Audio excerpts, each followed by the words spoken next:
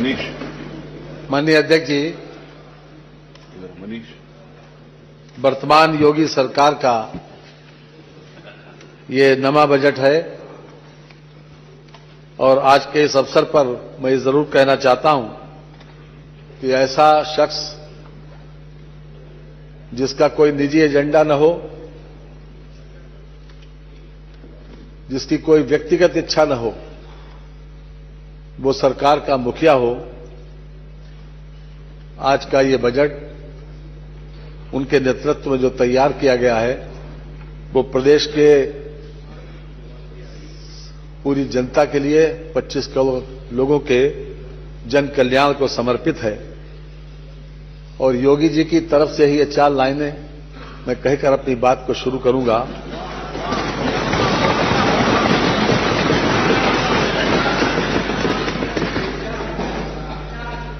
कि इस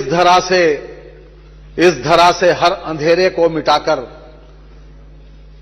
इस धरा से हर अंधेरे को मिटाकर सूर्य का पर्याय बनना चाहता हूं और आदमी के शौर्य के इतिहास का मैं श्रेष्ठतम अध्याय बनना चाहता हूं।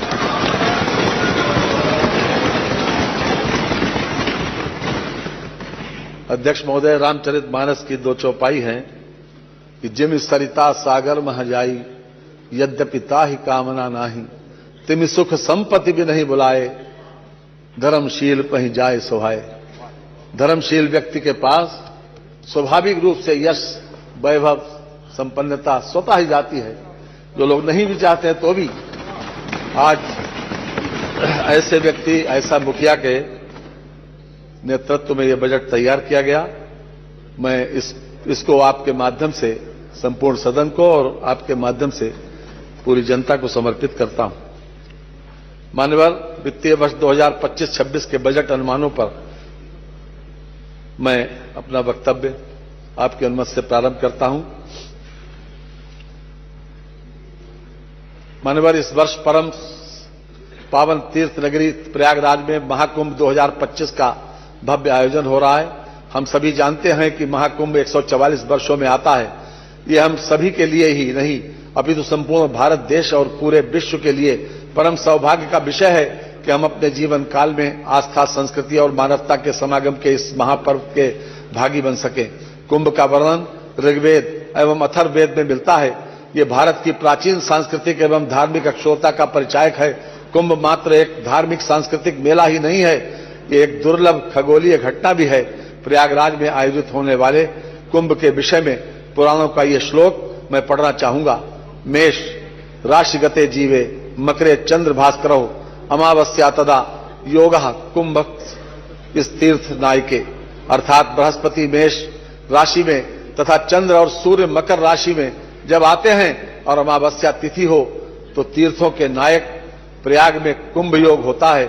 हमारी प्राचीन आस्था, धर्म और संस्कृति के प्रतीक कुंभ योग को अनादिकाल से सर्वश्रेष्ठ साक्षात मुक्ति पद की संज्ञा दी गई है। महाकुंभ में देश विदेश से आए लगभग 53 करोड़ से अधिक, वर्तमान में 56 करोड़ से ज्यादा हो गए श्रद्धालुओं ने प्रतिभाग किया।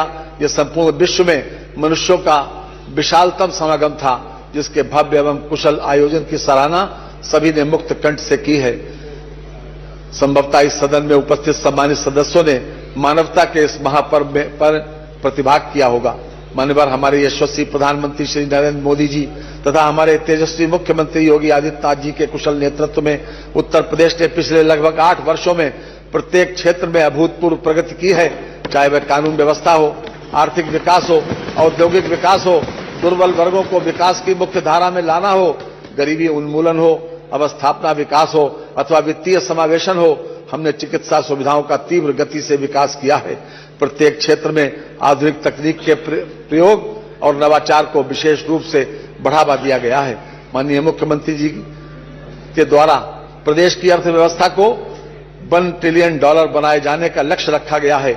इस हेतु राज्य सरकार द्वारा 10 सेक्टर यथा कृषि एवं संवर्गीय सेवाएं, अवस्थापना, उद्योग, IT एवं इलेक्ट्रॉनिक्स, स्वास्थ्य एवं परिवार कल्याण, शिक्षा, पर्यटन, नगर विकास, वित्तीय सेवाएं, ऊर्जा, पूंजी निवेश आदि चिन्हित करते हुए सेक्टरवार कार्य योजना तैयार की गई है।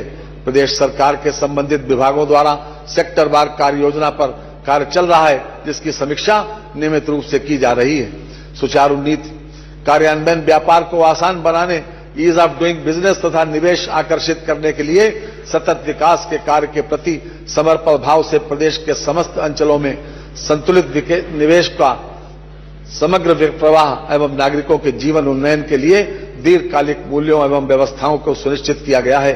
हमारी सरकार राज्य को एक मुख्य निवेश केंद्र तथा देश के ग्रोथ इंजन के रूप में स्थापित करने के अपने मिशन को कार्यान्वित करने हेतु प्रतिबद्ध है।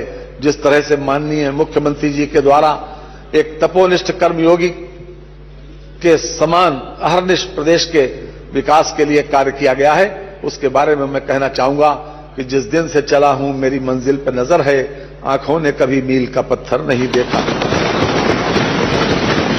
महोदय, हाल के वर्षों में उत्तर प्रदेश में निवेश आकर्षण, औद्योगिक एवं अवस्थापना विकास में उल्लेखनीय प्रगति हुई है तथा प्रदेश भारत में सबसे पसंदीदा निवेश गंतव्य के रूप में उभरा है।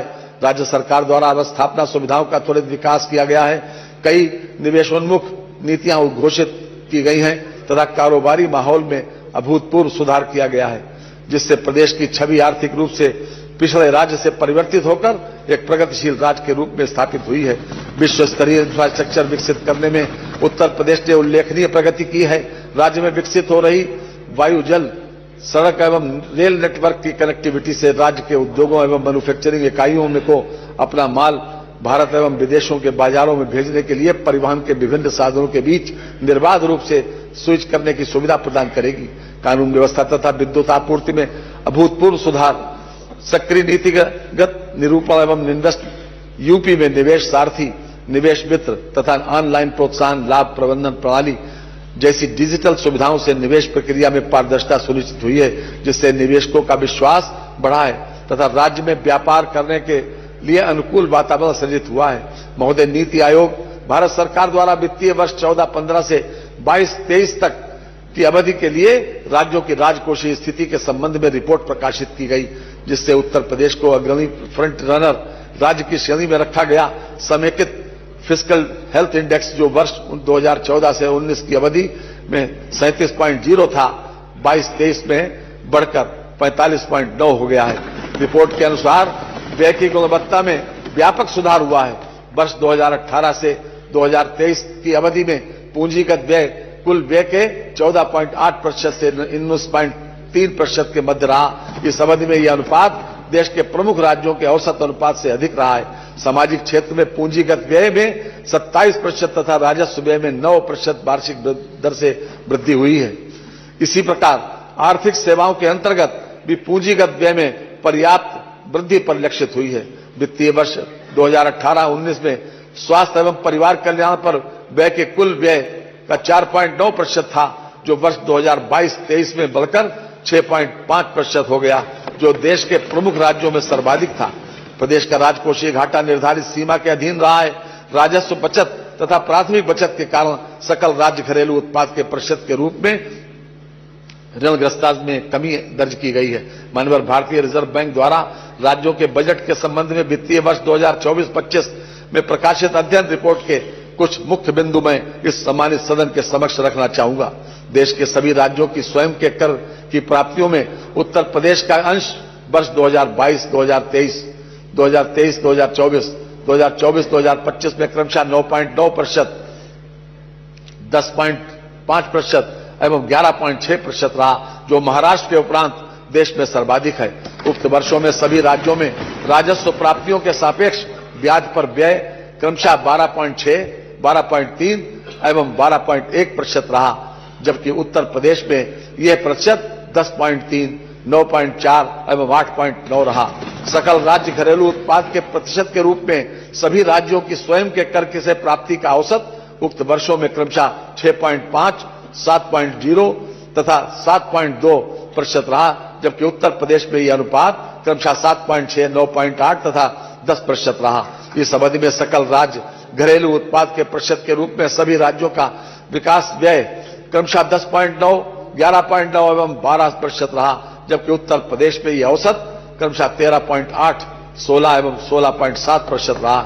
समस्त राज्यों द्वारा कुल व्यय के प्रतिशत के रूप में चिकित्सा, स्वास्थ्य एवं परिवार कल्याण पर भी किए गए व्यय के औसत की तुलना में वित्तीय वर्ष 18-19 तथा 2021-22 के अलावा वर्ष 17-18 से 2024-25 तक उत्तर प्रदेश द्वारा किया गया व्यय लगातार अधिक रहा। वर्ष 17-18 में सभी राज्यों के औसत अनुपात 50% के सापेक्ष उत्तर प्रदेश का अनुपात 5.3 तथा 24-25 में 5.6% सापेक्ष 5.9% रहा है। प्रदेश की ऋणग्रस्तता जो वर्ष 2016-17 की समाप्ति पर जीएसडीपी का 36.7% थी, घटकर वर्ष 2022-23 में वास्तविक आंकड़ों में 34.4% हो गई। उपरोक्त सभी आंकड़े जो भारतीय रिजर्व बैंक द्वारा देश के सभी राज्यों के बजट का अध्ययन कर प्रकाशित किए गए हैं, से स्पष्ट है कि उत्तर प्रदेश सरकार द्वारा न केवल अपने आंतरिक संसाधनों की अभिवृद्धि पर जोर दिया गया, अपितु विकास, व्यय एवं स्वास्थ्य सेवाओं पर व्यय बढ़ाया गया है और ऋणग्रस्तता में कमी लाई गई है। यह हमारी सरकार के कुशल वित्तीय प्रबंधन का परिचायक है। महोदय, वर्ष 2017-18 में जब प्रदेशवासियों की सेवा का अवसर हमें प्राप्त हुआ तो प्रदेश की अर्थव्यवस्था पूरी तरह बदहाल थी तथा जीएसडीपी मात्र 12.8 लाख करोड़ रुपए के स्तर पर था। हमारी सरकार के कार्यकाल में हमने प्रदेश की अर्थव्यवस्था को दोगुना कर दिया है। वर्ष 2024-25 में प्रदेश की जीएसडीपी 27.51 लाख करोड़ रुपए रहने का अनुमान है। मैं ये भी बताना चाहूंगा कि हम देश के में विकास दर में वृद्धि करने वाले राज्यों में अग्रणी स्थान पर खड़े हैं। वर्ष 2023-24 में भारत देश की जीडीपी की वृद्धि दर 9.6% थी, जबकि हमारे प्रदेश की वृद्धि दर 11.6% रही। वित्तीय वर्ष 2016-17 में प्रदेश की प्रति व्यक्ति आय मात्र 52,671 रुपए थी। मात्र 3 वर्ष की अवधि में प्रति व्यक्ति आय 2019-20 में बढ़कर 65,660 रुपए के स्तर पर पहुंच गई। उसके उपरांत कोविड महामारी की विभीषिका के कारण पूरे विश्व की अर्थव्यवस्था को झटका लगा। इसके बाद मात्र 3 वर्ष में 14.9% अप्रत्याशित वार्षिक वृद्धि दर प्राप्त करते हुए हम प्रति व्यक्ति आय को वर्ष 2023-24 में 93,514 रुपए के स्तर पर ले आए हैं।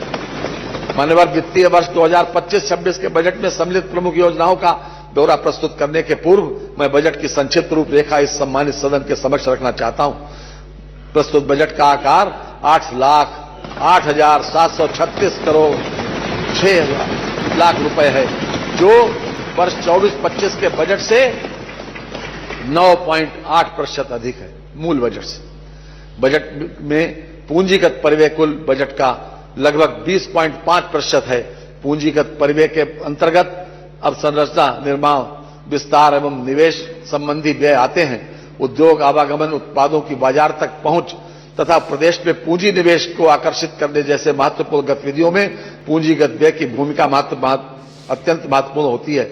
इस बजट में अवस्थापना विकास हेतु 22%, शिक्षा हेतु 13%, कृषि और संबद्ध सेवाओं के हेतु 11%, चिकित्सा एवं स्वास्थ्य के क्षेत्र में 6%, सामाजिक सुरक्षा एवं कार्यक्रमों हेतु 4% एवं संसाधन आवंटित किए गए हैं। हमने बजट में शोध एवं विकास तथा सूचना और प्रौद्योगिकी पर भी ध्यान दिया है। विधानसभा को आधुनिक आईटी सिस्टम से लैस करने के लिए हम बजट में विशेष रूप से व्यवस्था प्रस्तावित की गई है। ये प्रक्रिया आगे भी चलती रहेगी। प्रदेश में को आर्टिफिशियल इंटेलिजेंस के क्षेत्र में एक हब के रूप में विकसित करने हेतु आर्टिफिशियल इंटेलिजेंस सिटी की स्थापना तथा साइबर सिक्योरिटी में टेक्नोलॉजी रिसर्च ट्रांसलेशन पार्क की स्थापना की नई योजना बजट में सम्मिलित की गई है। प्रदेश के प्राथमिक एवं उच्चतर माध्यमिक विद्यालयों में आईसीटी लैब तथा स्मार्ट क्लासेस की स्थापना पर कार्य किया जा रहा है। राजकीय पॉलिटेक्निकों में स्मार्ट क्लासेस तथा पूर्णतया डिजिटल लाइब्रेरी की स्थापना की योजना प्रस्तावित की गई है। आर्टिफिशियल इंटेलिजेंस को बढ़ावा देने हेतु सेंटर ऑफ एक्सीलेंस की स्थापना प्रस्तावित की गई है। प्रदेश में साइंस सिटी, विज्ञान पार्कों और नक्षत्रशालाओं की स्थापना एवं नवीनीकरण की कार्य योजना बनाई जा रही है। नगर निगमों के अलावा प्रदेश के जनपद मुख्यालयों के 58 नगर निकायों को आदर्श स्मार्ट नगर निकाय के रूप में विकसित किए जाने हेतु विभिन्न योजनाओं के कन्वर्जेंस के माध्यम से कार्य कराया जाएगा। इस हेतु प्रति नगर निकाय के लिए 2.50 करोड़ रुपए, इस प्रकार कुल 145 करोड़ रुपए की व्यवस्था प्रस्तावित है।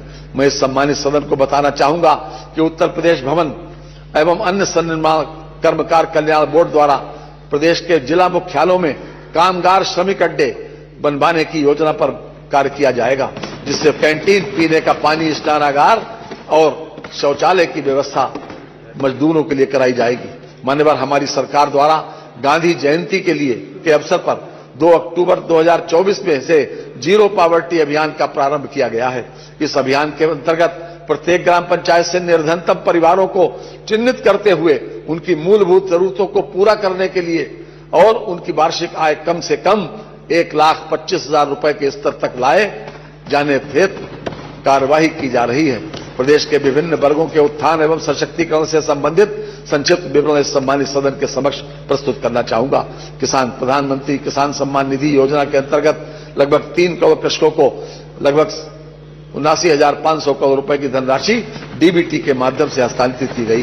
प्रधानमंत्री फसल बीमा योजना के अंतर्गत वित्तीय वर्ष 2024-25 में लगभग 10 लाख बीमित कृषकों को लगभग 496 करोड़ रुपए की क्षतिपूर्ति का भुगतान कराया गया है। पीएम कुसुम योजना के अंतर्गत वर्ष 2024 में कृषकों के प्रक्षेत्रों पर विभिन्न क्षमता के कुल 22,089 सोलर पंपों की स्थापना कराई गई है। कृषकों को दुर्घटनावश मृत्यु, दिव्यांगता की स्थिति में मुख्यमंत्री कृषक दुर्घटना कल्याण योजना दिनांक 14 सितंबर 2019 से लागू की गई है। कृषकों को गन्ना मूल्य भुगतान समय से सुनिश्चित कराने हेतु वर्ष 2017 से एस्क्रो अकाउंट मैकेनिज्म प्रारंभ किया गया है, जिसके फलस्वरूप चीनी मिलों में गन्ना मूल्य मद की धनराशि के व्यावर्तन पर पूर्ण अंकुश लगा है। वर्तमान सरकार द्वारा वर्ष 2017 से अब तक लगभग 46 लाख गन्ना किसानों को लगभग 2,73,000 करोड़ रुपए का रिकॉर्ड गन्ना मूल्य भुगतान कराया गया। यह गन्ना मूल्य भुगतान इसके पूर्व के 22 वर्षों के सम्मिलित गन्ना मूल्य से 59,143 करोड़ रुपए अधिक। औसत गन्ना उत्पादकता 72 टन प्रति हेक्टेयर से बढ़कर 85 टन प्रति हेक्टेयर बढ़ जाने से किसानों की आय में औसतन 370 रुपए प्रति क्विंटल की दर से 43,364 रुपए प्रति हेक्टेयर की वृद्धि हुई। इसके लिए शोध संस्थानों के वैज्ञानिक, छात्र तथा हमारे परिश्रमी किसान भाई बधाई के पात्र हैं। महिला एवं बाल विकास उत्तर प्रदेश राज्य ग्रामीण आजीविका मिशन के अंतर्गत ग्रामीण क्षेत्रों में 96 लाख से अधिक परिवारों की महिलाओं को आच्छादित किया गया है। ग्राम स्तर पर डिजिटल लेन देन को प्रोत्साहित करने हेतु बीसी सखी योजना के अंतर्गत 39,556 बीसी सखी द्वारा कार्य करते हुए 31,103 करोड़ रुपए से अधिक का वित्तीय लेन देन किया गया है। 84.38 करोड़ रुपए का लाभांश अर्जित किया गया। लखपति महिला योजना के अंतर्गत 31 लाख से अधिक दीदियों का चिन्हांकन किया गया है तथा 2 लाख से अधिक महिलाएं लखपति की श्रेणी में आ चुकी हैं। प्रधानमंत्री उज्ज्वला योजना के तहत अब तक लगभग 1.86 करोड़ लाभार्थियों को गैस कनेक्शन वितरित किए जा चुके हैं। उज्ज्वला योजना के लाभार्थियों को 2 निःशुल्क सिलेंडर वितरित किए जा रहे हैं। उत्तर प्रदेश में महिला स्वामित्व वाली प्रोड्यूसर कंपनियों के गठन हेतु महिला सामर्थ्य योजना संचालित है। बालिका शिक्षा को बढ़ावा देने हेतु सह शिक्षा की व्यवस्था के साथ साथ बालिका छात्रावास का निर्माण, बालिकाओं का सशक्तिकरण, मीना मंच, आत्मरक्षा प्रशिक्षण एवं संवेदीकरण आदि गतिविधियों का क्रियान्वयन किया जा रहा है। उच्च शिक्षा प्राप्त कर रही मेधावी को पात्रता के आधार पर स्कूटी प्रदान किए जाने की योजना लाई जा रही है। ये मेधावी छात्राओं के लिए युवा स्वामी विवेकानंद युवा सशक्तिकरण योजना के अंतर्गत 49.86 लाख स्मार्टफोन टैबलेट वितरित किए जा चुके हैं। वित्तीय वर्ष 25-26 में इस योजना के तहत टैबलेट उपलब्ध कराए जाएंगे। प्रतियोगी छात्रों को अपने घर के समीप ही कोचिंग की सुविधा उपलब्ध कराने के उद्देश्य से राज्य सरकार द्वारा प्रदेश के सभी जनपदों में मुख्यमंत्री अभ्युदय योजना का संचालन किया जा रहा है। प्रधानमंत्री शिक्षुता प्रोत्साहन योजना के अंतर्गत वर्ष सत्र 2024-25 में 54,833 अभ्यर्थियों को शिक्षुता प्रशिक्षण हेतु योजित किया गया है। यह अप्रेंटिस की विशेष योजना है। प्रदेश के शिक्षित एवं प्रशिक्षित युवाओं को स्वरोजगार से जोड़कर नए सूक्ष्म उद्योगों की स्थापना हेतु वित्तीय संसाधन उपलब्ध कराए जाने के उद्देश्य से वर्ष 2024-25 में मुख्यमंत्री युवा उद्यमी विकास अभियान योजना प्रारंभ की गई है। यह अपने तरह की पहली योजना है जिसमें सूक्ष्म उद्यम स्थापित करने हेतु युवाओं को गारंटी मुक्त एवं ब्याज मुक्त ऋण उपलब्ध कराया जा रहा है। इस योजना के अंतर्गत प्रतिवर्ष 1 लाख नए सूक्ष्म उद्यमों की स्थापना किए जाने का लक्ष्य है। इनोवेशन दिवस के अवसर पर यूपी स्टार्टअप संवाद और एक्सपो का आयोजन किया गया, जिसमें प्रथम 3 स्टार्टअप को क्रमशः 1,75,000 एवं 50,000 का पुरस्कार तथा शेष 5 को 25,000 रुपए का पुरस्कार प्रदान किया गया। प्रदेश में युवाओं को नवाचार से जोड़ने के लिए इनोवेशन फंड की स्थापना पर कार्य किया जा रहा है, जिससे प्रदेश में स्टार्टअप इकोसिस्टम विकसित हो सकेगा। पीआरडी स्वयं सेवकों के मानदेय में वृद्धि प्रस्तावित है तथा स्वयं सेवकों को लगभग 20 लाख अतिरिक्त रोजगार दिवस उपलब्ध कराए जाने की व्यवस्था की जा रही है। ग्राम पंचायत स्तर पर गठित लगभग 80,000 युवक एवं महिला मंगल दलों को प्रोत्साहन स्वरूप खेल सामग्री उपलब्ध कराई जा रही है। रोजगार मनरेगा योजना अंतर्गत विगत वित्तीय वर्ष 2024-25 में 26 करोड़ मानव दिवस लक्ष्य के सापेक्ष दिनांक 8 जनवरी 2025 तक 27.40 करोड़ मानव दिवस का सृजन किया गया है तथा 3,13,076 परिवारों को 100 दिन का रोजगार प्रदान किया गया है। मानव दिवस सृजन एवं वित्तीय प्रगति में उत्तर प्रदेश देश में प्रथम स्थान पर है। मनरेगा योजना अंतर्गत वित्तीय वर्ष 2024-25 में महिलाओं की सहभागिता 42% है। उत्तर प्रदेश कौशल विकास मिशन के अंतर्गत विगत 6 वर्षों में 15.25 लाख युवाओं को निःशुल्क रोजगार परक प्रशिक्षण प्रदान कर 5.71 लाख युवाओं को स्वरोजगार से जोड़कर सेवा आयोजित किया गया। अप्रेंटिस योजना के अंतर्गत अब तक 2,54,335 युवाओं को उद्योगों व एमएसएमई में योजित किया गया है। एक जनपद एक उत्पाद वित्त पोषण योजना अंतर्गत वर्ष 2024-25 में 17 दिसंबर 2024 तक 1,838 लाभार्थियों को लाभान्वित कराते हुए लगभग 10,560 लाख रुपए की मार्जिन मनी वितरित की गई तथा 34,500 रोजगार का सृजन हुआ। निवेश मित्र के माध्यम से वित्तीय वर्ष 2024-25 में माह नवंबर 2024 तक कुल 6,62,672 उद्यम पंजीकृत हुए, जिसमें 59,64,048 रोजगारों का सृजन हुआ है। वर्ष 2017 से दिसंबर 2024 तक आरक्षी एवं समकक्ष उप निरीक्षक एवं समकक्ष तथा लिपिक संवर्ग आदि के विभिन्न पदों पर कुल 1,56,206 भर्तियां की गई। वर्तमान में अराजपत्य श्रेणी के विभिन्न पदों पर सीधी भर्ती के 92,919 पदों पर भर्ती हेतु कार्रवाई प्रचलित है। लगभग 96 लाख एमएसएमई इकाइयों की संख्या तथा 1.65 करोड़ लोगों को रोजगार उपलब्ध कराने के दृष्टिकोण से उत्तर प्रदेश देश के सभी राज्यों में अग्रणी है। श्रमिक कल्याण मातृत्व शिशु एवं बालिका मदद योजना के अंतर्गत माह सितंबर 2024 तक 6,22,974 लाभार्थी हैं। निर्माण कामगार मृत्यु एवं दिव्यांगता सहायता योजना के अंतर्गत माह सितंबर 2024 तक 41,453 लाभार्थी हैं। कन्या विवाह सहायता योजना के अंतर्गत पंजीकृत श्रमिक के कुल 2 बालिकाओं के स्वजातीय विवाह की स्थिति में 55,000 रुपए तथा अंतरजातीय विवाह की स्थिति में 61,000 रुपए की रकम दिए जाने का प्राविधान है। निर्माण कामगार गंभीर बीमारी सहायता योजना के अंतर्गत गंभीर बीमारियों का इलाज सरकारी अस्पतालों में कराने पर इलाज के व्यय की 100% प्रतिपूर्ति कराई जा रही है। उत्तर प्रदेश भवन एवं अन्य सन्निर्माण कर्मकार बोर्ड में पंजीकृत निर्माण श्रमिकों को प्रधानमंत्री जन आरोग्य योजना, मुख्यमंत्री जन आरोग्य योजना से आच्छादित कराए जाने की कार्रवाई की जा रही है। आवासीय विद्यालय योजना प्रदेश के 12 जनपदों में संचालित है, जिनमें प्रत्येक विद्यालय में 100 बालक एवं बालिकाओं को प्रवेशित किए जाने का प्रावधान है। निर्माण श्रमिकों के बच्चों को निःशुल्क गुणवत्तापूर्ण एवं उद्देश्यपरक शिक्षा उपलब्ध कराने की दृष्टि से प्रदेश के प्रत्येक मंडल में 360 बच्चों की क्षमता वाला एक अटल आवासीय विद्यालय स्थापित है। इन विद्यालयों की क्षमता भविष्य में बढ़कर 1,000 प्रति विद्यालय किया जाएगा। वित्तीय समावेशन वर्ष 2024-25 में बैंकों द्वारा प्रदेश में ऋण वितरण हेतु तैयार की गई वार्षिक ऋण योजना अंतर्गत द्वितीय त्रैमास तक 2.50 लाख करोड़ रुपए का ऋण वितरण बैंकों के माध्यम से कराया गया है। वर्तमान में प्रदेश में बैंकों की 20,416 शाखाएं, 4,932 बैंक मित्र एवं बीसी सखी तथा 18,747 एटीएम सहित कुल 4,40,095 बैंकिंग केंद्रों के माध्यम से बैंकिंग सुविधाएं उपलब्ध कराई जा रही हैं। प्रधानमंत्री जन धन योजना के अंतर्गत प्रदेश 9.57 करोड़ खातों के साथ देश में प्रथम स्थान पर रहे।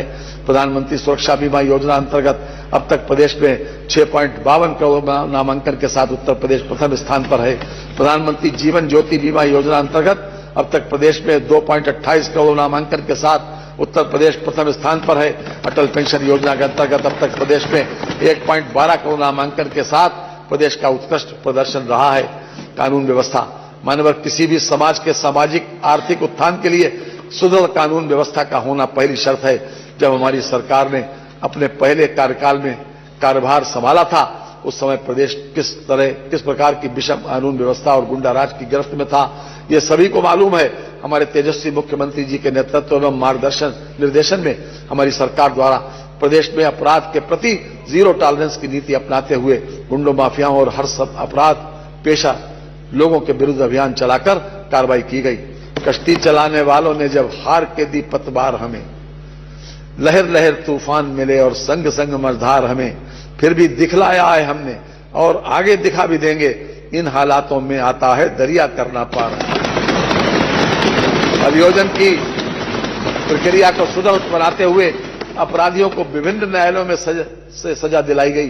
वर्ष 2017 से 2024 तक प्रदेश के चिन्हित 68 माफिया अपराधियों के विचाराधीन अभियोगों में प्रभावी पैरवी कर 73 अभियोगों में 31 माफिया अपराधियों को आजीवन कारावास व अर्थदंड की सजा से दंडित कराया गया, जिसमें 2 को फांसी की सजा हुई। महिलाओं एवं नाबालिगों के विरुद्ध हुए अपराधों में 27,425 अभियोगों, पास्को अधिनियम के 11,254 अभियोगों एवं दहेज हत्या की 3,775 अभियोगों में अभियुक्तों को सजा दिलाई गई। साइबर अपराध में प्रयुक्त 13,83,232 मोबाइल नंबर ब्लॉक कराए गए।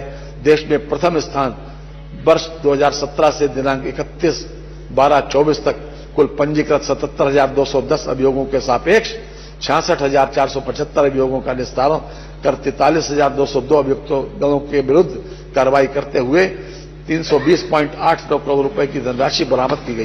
अपराधों पर अंकुश लगाए जाने की प्रभावी कार्रवाई के तहत दिनांक 20 मार्च 2017 से 23 जनवरी 2025 तक प्रदेश के विभिन्न जनपदों के दुर्दांत अपराधियों के विरुद्ध कार्रवाई के दौरान कुल 221 अपराधी मुठभेड़ में मारे गए एवं 8,022 घायल हुए। वर्ष 2017 से पूर्व उत्तर प्रदेश में मात्र 4 विधि विज्ञान प्रयोगशालाएं स्थापित थी। वर्ष 2017 के पश्चात 8 नए जनपद मंडल में विधि विज्ञान प्रयोगशालाओं की स्थापना की गई। जनपद अयोध्या, बस्ती, बांदा, आजमगढ़, मिर्जापुर एवं सहारनपुर में 6 नई विधि विज्ञान प्रयोगशालाओं की स्थापना का कार्य प्रचलित है। कारागार प्रशासन प्रदेश की 74 कारागारों एवं जनपद न्यायालयों में संचालित वीडियो कॉन्फ्रेंसिंग इकाइयों से बंदियों की रिमांड की कार्रवाई हो रही है। कारागारों की सुरक्षा व्यवस्था है तो लगभग 4800 सीसीटीवी कैमरे स्थापित हैं, जिनकी फीड प्राप्त किए जाने हेतु मुख्यालय में वीडियो पाल स्थापित है। 24 कारागारों में 3G क्षमता के 271 मोबाइल फोन जैमर स्थापित हैं। मानवर आज से 7-8 साल पहले प्रदेश में चिकित्सा सुविधाएं अत्यंत जर्जर अवस्था में थी। प्रत्येक वर्ष प्रदेश के विभिन्न क्षेत्रों में संक्रामक रोगों से बड़े पैमाने पर मौतें हुआ करती थी। प्रदेश रोगों की पहचान, रोकथाम और इलाज की व्यवस्थाएं जन सामान्य को उपलब्ध नहीं थी। हमने कोविड वैश्विक महामारी का दौर भी देखा, जिसके दौरान प्रदेश में जिस कुशलता के साथ इस विभीषिका का सामना किया गया, उसकी प्रशंसा विश्व स्तर पर की गई। आज प्रदेश में चिकित्सा सुविधाओं का प्रसार जिस प्रकार हुआ है और लगातार हो रहा है, वह अद्भुत है। रात कितनी ही भले हो स्याह, आखिर में उसे मात खानी ही पड़ेगी रोशनी के हाथ से। चिकित्सा शिक्षा वर्तमान में प्रदेश में 80 मेडिकल कॉलेज हैं, जिनमें 44 राज्य सरकार द्वारा संचालित है एवं 36 निजी क्षेत्र में है। प्रदेश में 2 एम्स एवं IMS BHU वाराणसी तथा जवाहरलाल नेहरू मेडिकल कॉलेज अलीगढ़ संचालित है। वर्ष 2024-25 में 13 स्वशासी चिकित्सा महाविद्यालय एवं PPP मोड पर 3 जनपदों महाराजगंज, संभल तथा शामली में नवीन मेडिकल कॉलेज स्थापित किए गए हैं। वर्तमान में प्रदेश में राजकीय एवं निजी क्षेत्र के मेडिकल कॉलेजों, चिकित्सा संस्थानों, विश्वविद्यालयों में MBBS की 11,800 सीटें तथा PG की 3,971 सीटें उपलब्ध हैं। केंद्र सरकार द्वारा वर्ष 2025-26 में UG PG हेतु कुल 10,000 सीटें जोड़े जाने की घोषणा की गई है, जिसमें से 1,500 सीटें उत्तर प्रदेश को प्राप्त होंगी। इस हेतु लगभग 2,066 करोड़ रुपए की व्यवस्था प्रस्तावित है। वर्ष 2017 में सरकारी मेडिकल कॉलेजों में सुपर स्पेशलिटी की कुल सीटों की संख्या 120 थी। शैक्षणिक सत्र 2024-25 में सीटों की संख्या को बढ़ाकर 250 किया गया है। जनपद बलिया तथा बलरामपुर में स्वशासी राजकीय चिकित्सा महाविद्यालय की स्थापना हेतु क्रमशः 27 करोड़ रुपए तथा 25 करोड़ रुपए की व्यवस्था प्रस्तावित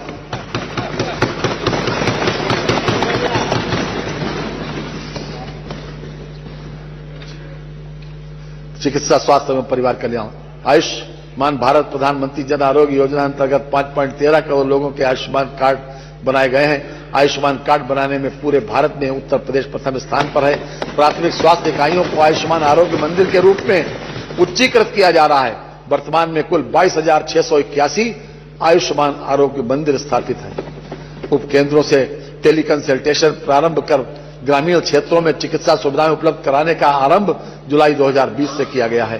प्रदेश में राष्ट्रीय स्वास्थ्य मिशन द्वारा पोषित पीपीपी मोड पर निःशुल्क डायलिसिस सेवाएं उपलब्ध कराई जा रही हैं। प्रदेश में राष्ट्रीय स्वास्थ्य मिशन द्वारा पीपीपी मोड पर जनपदीय चिकित्सालयों में सीटी स्कैन की निःशुल्क सेवा उपलब्ध कराई जा रही है।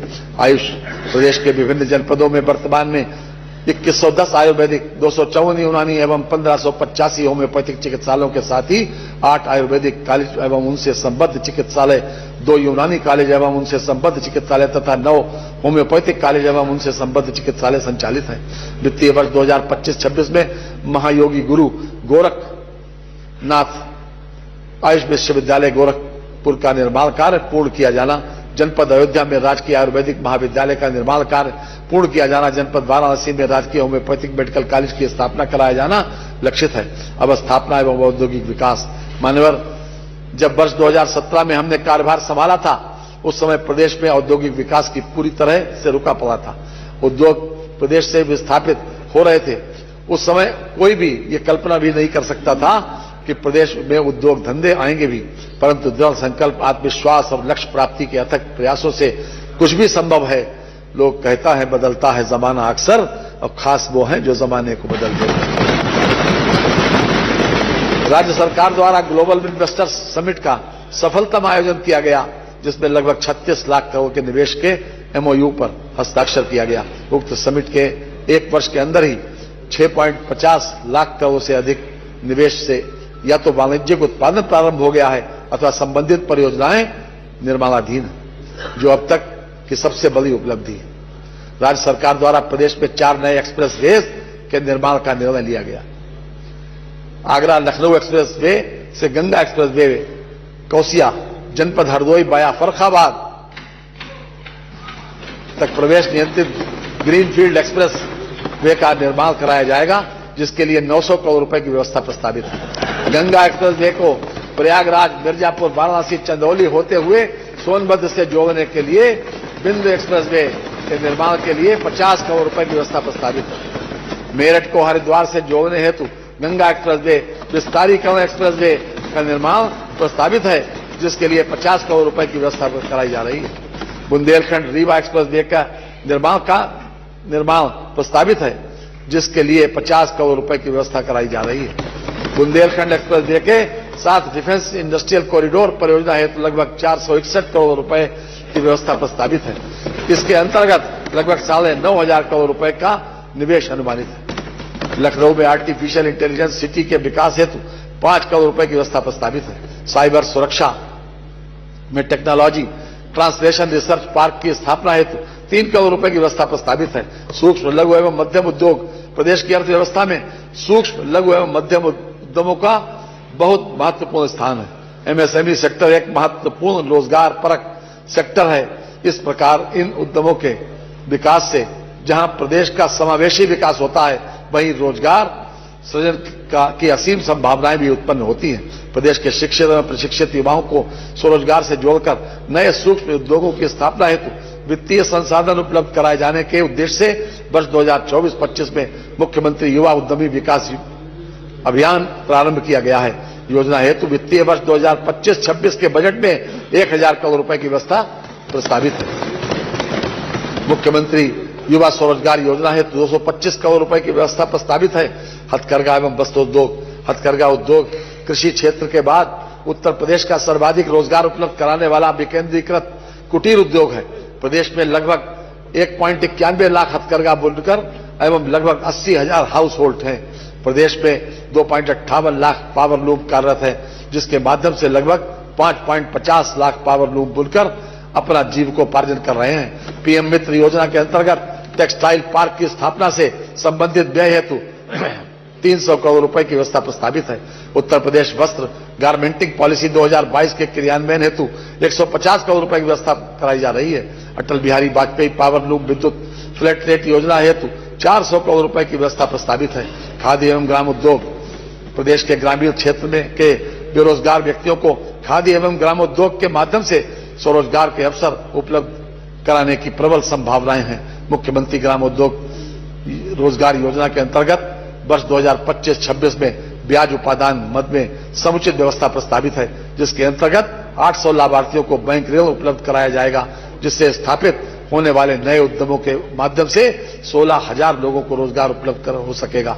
पंडित दीनदयाल उपाध्याय खादी विपणन विकास सहायता योजना हेतु 32 करोड़ रुपए की व्यवस्था प्रस्तावित है।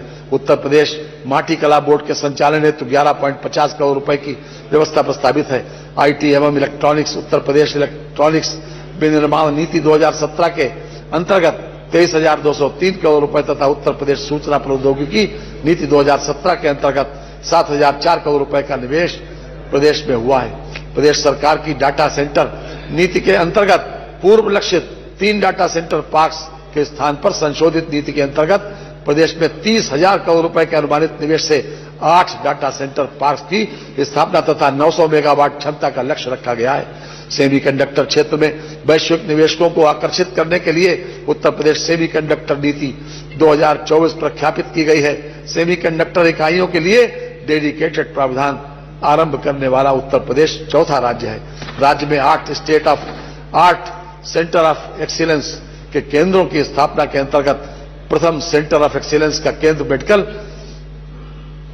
इलेक्ट्रॉनिक्स के क्षेत्र में Sanjay Gandhi post graduate institute of medical sciences में तथा आईआईटी कानपुर नोएडा परिसर में आर्टिफिशियल इंटेलिजेंस के क्षेत्र में अब आईआईटी कानपुर परिसर में ड्रोन सेंटर ऑफ एक्सीलेंस स्थापित होकर परिचालनरत हो गए हैं। सड़क एवं सेतु प्रदेश की अर्थव्यवस्था को $1 ट्रिलियन तक का प्रदेश सरकार के लक्ष्य के दृष्टिगत प्रदेश में नॉर्थ साउथ कॉरिडोर के विकास हेतु मार्गों के चौड़ीकरण सुदृढ़ीकरण निर्माण की योजना प्रारंभ की गई है, जिसके लिए 200 करोड़ रुपए की बजट व्यवस्था प्रस्तावित है।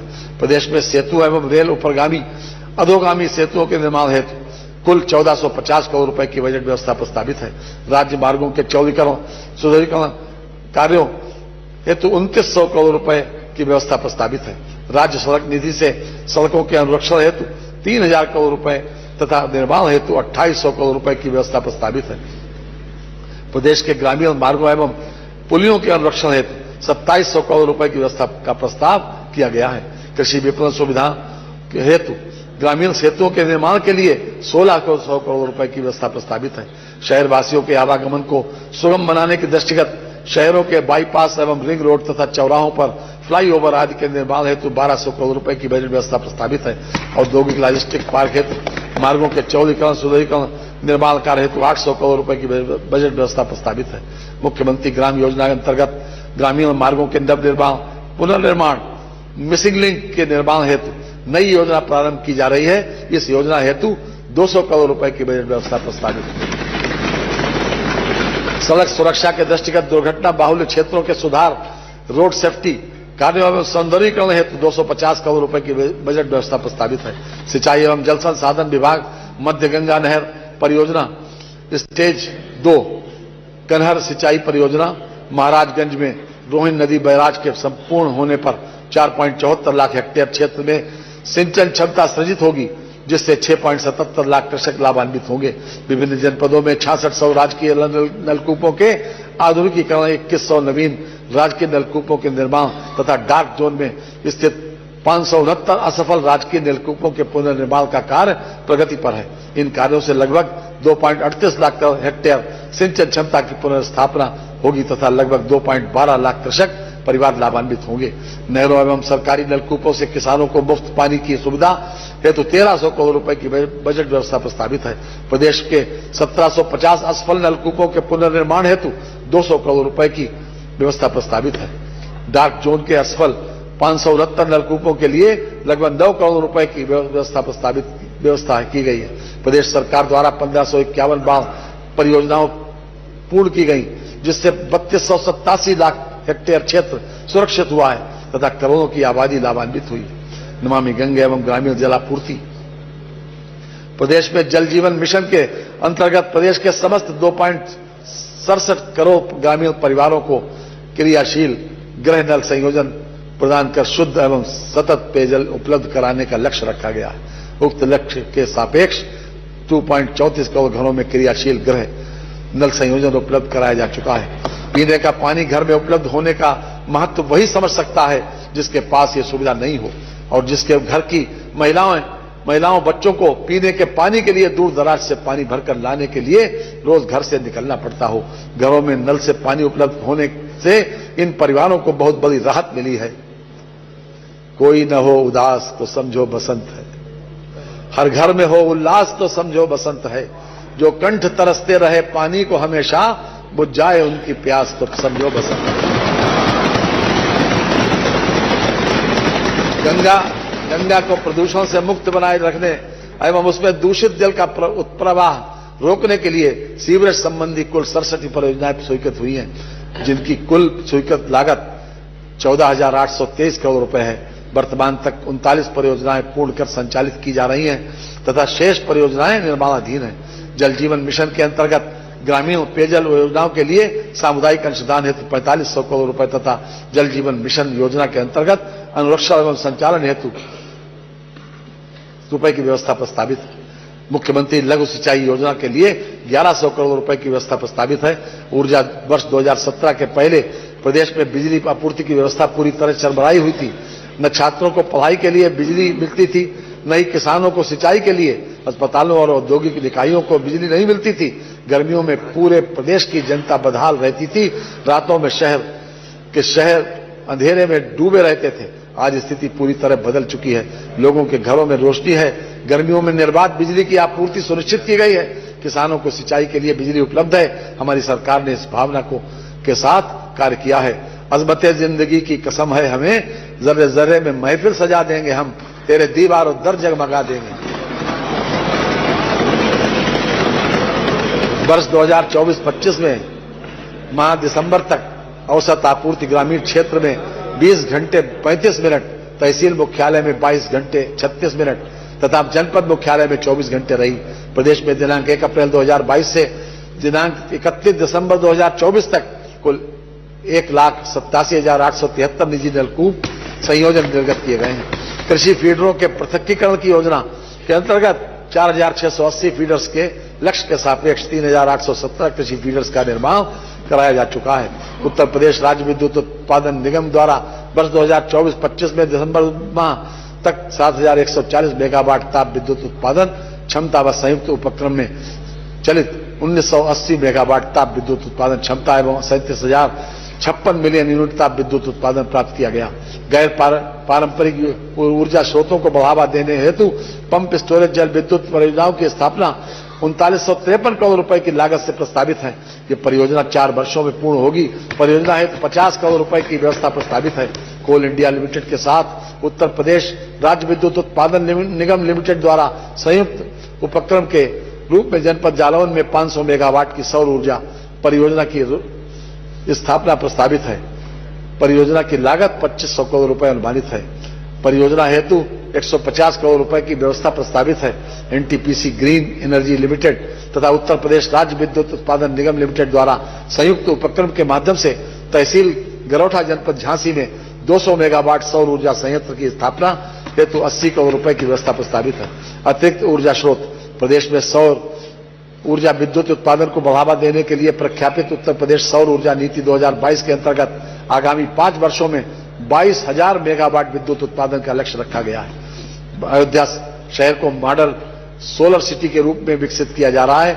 इसके अतिरिक्त प्रदेश के 16 नगर निगमों एवं नोएडा शहर को भी सोलर सिटी के रूप में विकसित किया जा रहा है।